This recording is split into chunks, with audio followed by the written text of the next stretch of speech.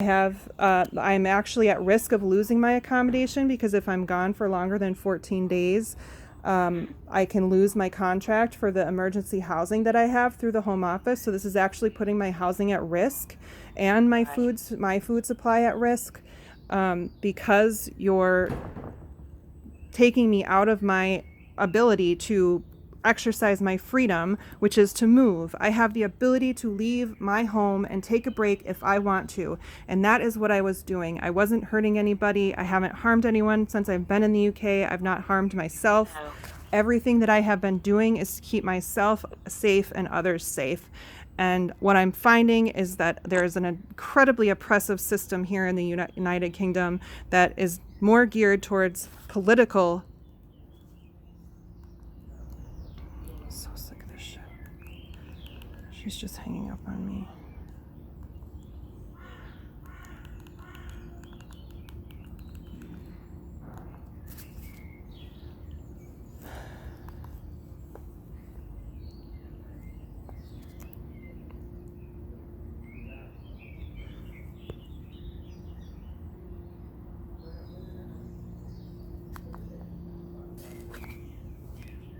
Hello?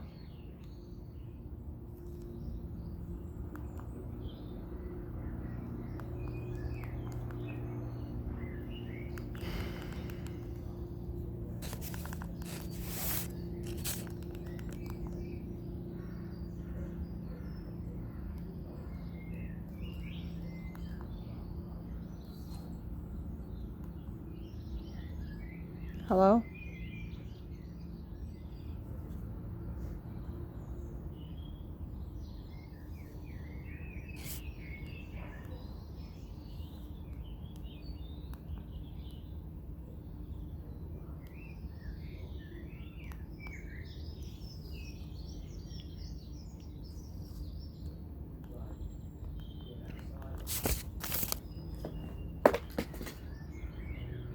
I don't care if I'm outside. Do you care if I'm outside? Do you have a problem over there? From the window?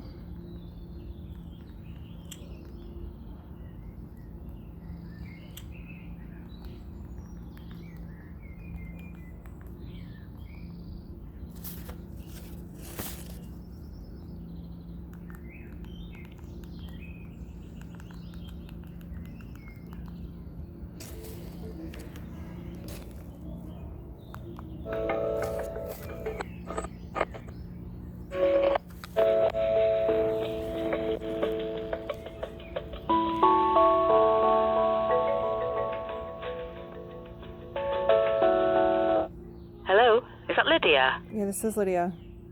Hi, Lydia. It's Judith again. Yeah. This is just a really bad line, isn't it? I'm really sorry. But you're quite crackly. I don't know if I am. No, I'm not. You're not crackling. You're crackling a little bit when you speak. I think it's the phone. It's not you. I'm Oh. sure. You were telling me, Lydia, that you just feel that the whole system is oppressive, really. I didn't say the whole system. I said what I'm experiencing is some oppressive system. Oppressive systems can be oppressive if the people within them use them to oppress. But I don't want to get into that. That's a political opinion. It has nothing to do with my mental health or well-being. That's just a fact. And Okay. what I would like to do is talk about the issue at hand, which is that I should not have been put in here in the first place. I was told by medical professionals that my reason for asylum is the reason why I needed to be held here. Oh, were you? Right. Right. Okay. I think the reason that you were held probably was because people were concerned that you were putting yourself at some risk by sleeping in the park, and that you may have a mental disorder, and that No, a period of I assessment don't. was That's required. camping. I mean, that's camping, and I told that to the doctor here. So I told him I was taking a break. I needed a break from the asylum. Asylum is probably more risky than camping in a park. I've camped in parks before. I grew up parking or camping with my family, and it's something that I do in order to take a break, in order to take care of my mental health so that I can get outside in nature and go camping. I was unfamiliar with the area. Allegedly, the police officer stated that it was a dangerous area. It didn't seem dangerous to me. It was very well lit in a public place. There was no sign that said that I couldn't camp there. There's, to my knowledge, no laws that say that you can't camp in a park. And so I had told the police I would assume that the police had a problem with me doing that, and there was a law preventing it. They would have told me that there was a law preventing it, and they wouldn't have allowed me to do it the first few times that they've allowed me to do it. It's not the only time that they've allowed me to do it.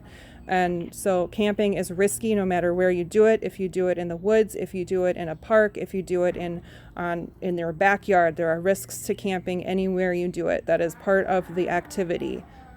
If you do it on your own as well. That is part of the risk. People go camping all the time on their own for various reasons. Maybe they want to go hunting, they go to a cabin, or they go into the woods and they go camping and they go hunting. It happens. People want to go fishing, they go to a lake, they pitch a tent, they go fishing, and they camp. That by themselves. That happens all the time. If you're an introvert, you need more time to yourself. Yeah, you said that you have got housing. I mean, you give us an address of your housing then? I'm sorry, what? Could you give me an address of where your housing is? Because the part of the report does ask what your options are for when you leave hospital. If I can say that you do have accommodation. I do have accommodation. Can you give me an address for that accommodation? It's in Derby. Why do you need an address? Because I think it would be better if I could put in the report, where you were going to go to. My accommodation is Pete Street. I've asked to be moved because I've disclosed my location to my embassy, and I don't feel safe with my embassy knowing where I am. Pete Street. Is that Derby? It is Derby. Right. Okay. Okay then. And the other thing I wanted to ask was, the report does also ask what the family's views of the current circumstances are, and I wondered if you were prepared to give me any. I'm not prepared to give you any. For your family. No, you're not. You're not permitted to contact my family. Okay. If you're not going to give me any contact numbers. No, you're not permitted to contact my family. I do not consent to you contacting my family. I came here to claim asylum for a reason, and you are not allowed to contact my family. You are I feel like the system is trying to go around the asylum process and decide my asylum claim based on your mental health care system, which is, to me, in my opinion, archaic. And I would like to go through the asylum process, not the mental health care system, in order to determine that my asylum claim is valid. Can I also ask then, as an asylum seeker, are you in the process of claiming asylum at the moment? I am in the process of claiming asylum, and I've told every police officer that I've come in contact with. So, as an asylum seeker then, another section on the report asks about your finances. Mm-hmm. Are you in receipt of any benefits or anything? I am getting 35 pounds a week for food. That's it. That's all I get. That's as from part of the housing, which is at risk because I'm here. Right, okay. So the housing is basically for asylum seekers, and you don't pay rent or anything like that. The £35 is just for food. Am I right in thinking that? That's correct. Good. Okay. Well, that's really helpful because it's good to speak to you because I can now make sure that I try to incorporate your views in the report as much as possible. Do you have I'm sorry, do you have an email address? Well, I do have an email address. Is there something that you wanted to send me? Yeah, I would like to send you proof that I have been in contact with my housing, if that is something that is needed. But I don't authorize you to contact my housing. You need to have a consent form in order to contact anybody on my behalf, period. Right, okay. So if you, can you let the staff on we don't hand our email addresses out. You don't give your email addresses out. No. So you don't want me to provide evidence to support my claim? You can provide that evidence. How can I provide it if you don't allow me to email it to you and it's an email form? Right. Have you not got it in any other form then? No. Is it on your phone? It's on my phone and my email. It's on your personal phone. Right, okay then. Okay, I'll give you the email address then. Yeah? Yep, And just you can one do it. second. Right? So it's my name, Judith.Garside, so it's Judith. Yeah? Hold on one second. Dot Garside, G-A-R. G-A-R, and then S for sugar, Garside, S-I-D-E. Mm-hmm. And it's SHSC, which stands for Sheffield Health and Social Care. So it's SHSC.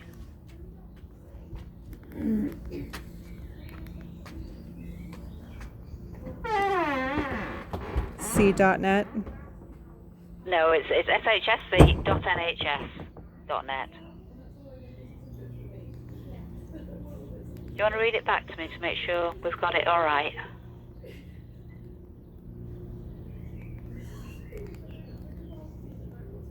Judith.Garside, G-A-R-S-I-D-E, at shsc.nhs.net. .uk. .uk, not Yeah, .net? at nhs.uk. Not nhs.net. Huh, that's No, it's different. not. It's nhs.uk. Okay, I guess I'll try both.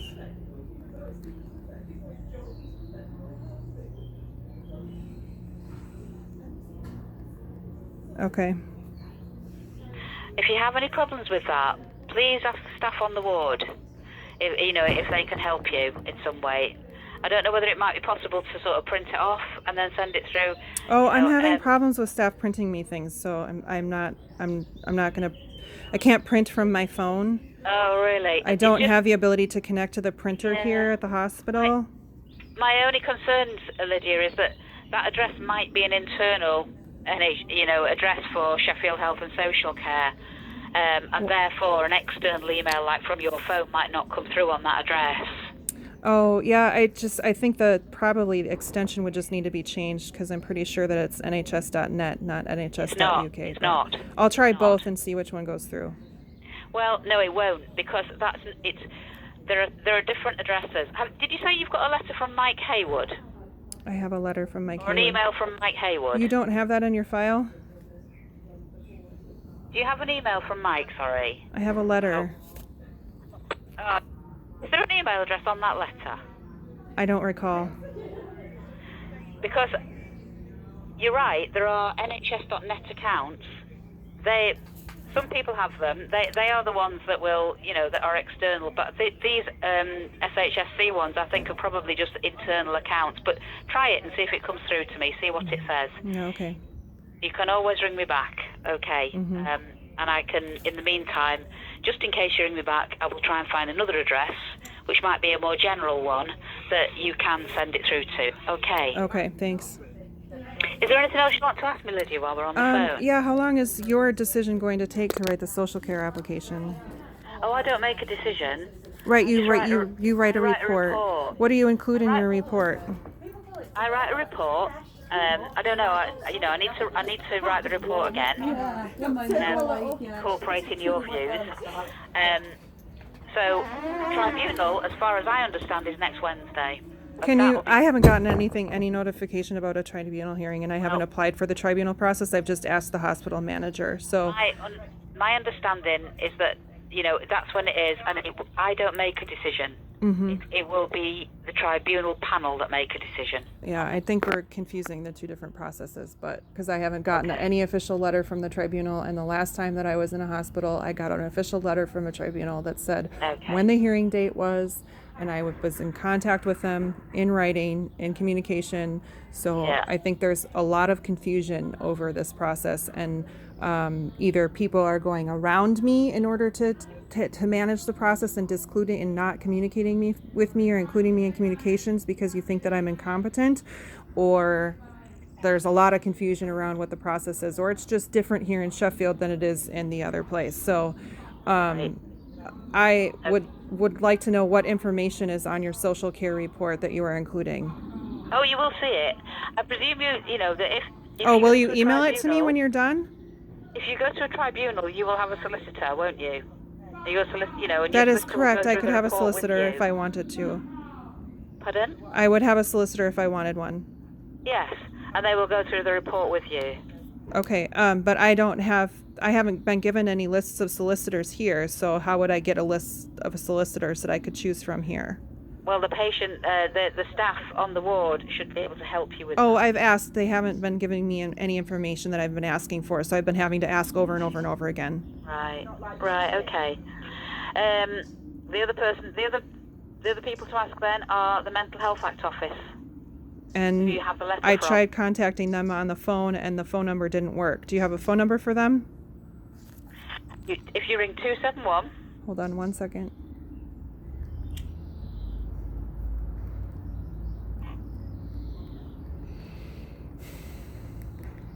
What is the need phone to- number? Right, 0114 Uh-huh. 271 Uh-huh. 6310. That will put you through to the switchboard, and then you can ask for the Mental Health Act office.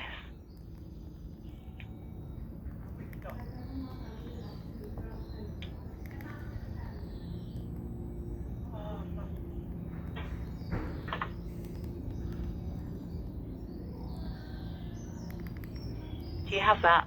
Yeah. And just so you know, it is common for an asylum seeker to not have any family support. There are many asylum seekers in the asylum system that have no family in the UK. So Sure. I don't feel like that should be something that's held against me as far as my social care. That is just a fact of what it's like to be an asylum seeker when you flee your Yeah. country and you don't have family connections in the country that you go to, especially when you don't come to the country that you're in by choice, when you get sent there by somebody else, then your contacts are very limited. I appreciate that, and that wouldn't be held. That's not the point. That wouldn't be held. Talking to family is basically, to see if what's been, being concerns. So they've been living at home, and I appreciate in your case it's a little bit different as well. So, Okay. it's not. No, it's not part of that at all. Okay, well, I just wanted to clarify that because Sure. that's something that I'm coming across too, is I feel like people keep asking me about my family circumstances. Yeah. I'm trying not to reveal it because I'm trying to protect myself and my privacy and my family, and I don't want my family involved in anything that happens to me while I'm in asylum or in the United States if I go I back. think, Lydia, What's that? you're beginning to break up. Your voice Okay. is breaking on the phone. I'm sorry. I'm just saying I don't want that to be held against me, and I feel like that keeps coming up. No, absolutely be held against you. This is the other reason people ask is that the Mental Health Act, we are obliged really to with a relative, the nearest relative to the person. Right, and I don't have a relative. Protective factor. It's supposed to be some sort of support, really. Right, But and I appreciate in your case, you might feel quite differently about that. So, and I'm relying on the support of the community services that are offered to me through government, through other agencies. I know how to advocate for myself. I know how to reach out and get and obtain help. I used to work in the human services profession. I used to do this for a living for other people, so I certainly can do it for myself. Sure, good. I'm glad to hear that. Okay then. Okay. So thank you very much for speaking to me. It's been really useful to have this conversation. Thank you. And please go to the staff if that email doesn't come through. Yeah, okay. Okay. Thank you. All right. Bye. All right, Lydia. Thank you. Bye-bye then. Bye.